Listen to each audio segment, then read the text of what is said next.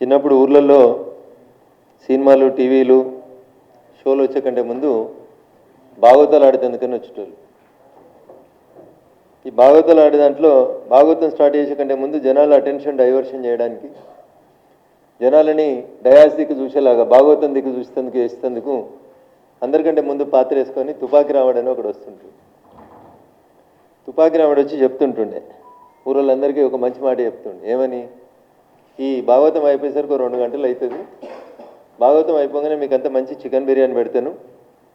ఇప్పుడే మీ చెరువు తూము కింద మంట పెట్టి వచ్చిన, చెరువు నిండా బియ్యం పోసిన సోనా మసూరి, ఊరవతల మొత్తం పలానా పటేల్ దగ్గరికి వెళ్ళి అన్ని కోళ్ళు తెచ్చి దాంట్లో ఉడికేస్తున్నా అని చెప్తుండు.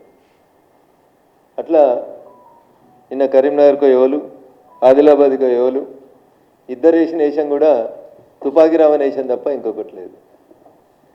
ఇద్దరు ప్రజల సొమ్ము చేత జీతాలు తీసుకొని బాధ్యతాయుత స్థానంలో పనిచేయాల్సినటువంటి గౌరవ ఈ రాష్ట్ర ముఖ్యమంత్రి గారు, ఒకవేళ ముఖ్యమంత్రి గారు వైఫల్యం చెందితే, ప్రభుత్వం వైఫల్యం చెందితే ముళ్ళుగడ్డ పట్టుకొని ప్రభుత్వాన్ని గాడిన పెట్టి సరి అయినటువంటి తోవలో నడిపించాల్సినటువంటి ఆయనే ఇంకొక ఆయన ప్రతిపక్ష నాయకుడు.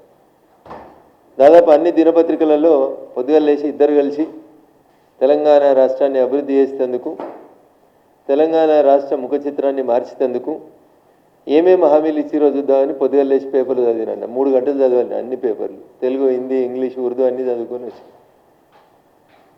ఒక ఆయన అంటాడు నా సాగు కోరుతున్నారు అని సంగతి చూస్తా అంటాడు.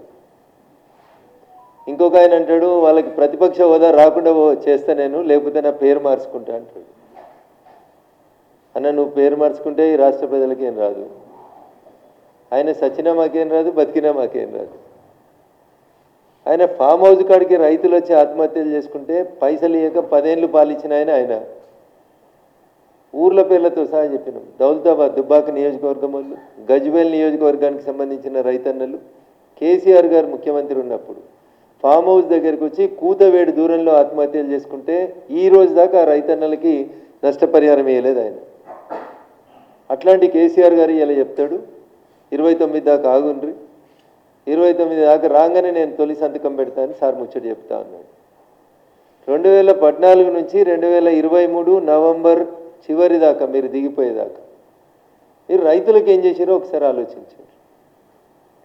అన్న నాకు తెలిసి మీరంతా నిన్నటి 2 సభల మీద ఉత్సాహంతో ఉన్నారని, మధ్యలో మీ అటెన్షన్ని కొద్దిగా మా మెదక్ పార్లమెంట్ కాన్స్టిట్యున్సీ వైపు డైవర్ట్ చేయాలని నేను మీ అందరితో ఒక 2 విషయాలు షేర్ చేసుకుందాం అనుకుంటున్నాను. మొన్న రాత్రి జరిగినటువంటి వడగండ్ల వాన మా మెదక్ పార్లమెంట్ పరిధి లోపల ఒక 3 మండలాల్లో నార్సింగి, చేగుంట, మాసాయిపేట ఈ 3 మండలాల్లో సుమారు 6000 ఎకరాల లోపల ఒక్క వడ్ల గింజ మిగలలేదన్న రైతుకి, ఒక్క వడ్ల గింజ మిగలలేదు. అటు కలెక్టర్ గారు రారు, ఇటు జిల్లా ఇన్ఛార్జి మంత్రి గారు రారు, రైతన్న కష్టం లోపల అండగా ఉంటామని కాంగ్రెస్ రాదు. పోనీ ప్రతిపక్షం వాళ్ళని ఎవరన్నా వచ్చిర్రా అంటే ఈయన సుప్రీంకోర్టులో వకీళ్ళని చూస్తుంది, ఈయన ఢిల్లీకి పోతాడు, ఆయన పోయి జైత్యాల్లో జైత్రయాత్ర పెడతా అని ఇంకొక ఆయన పోతాడు.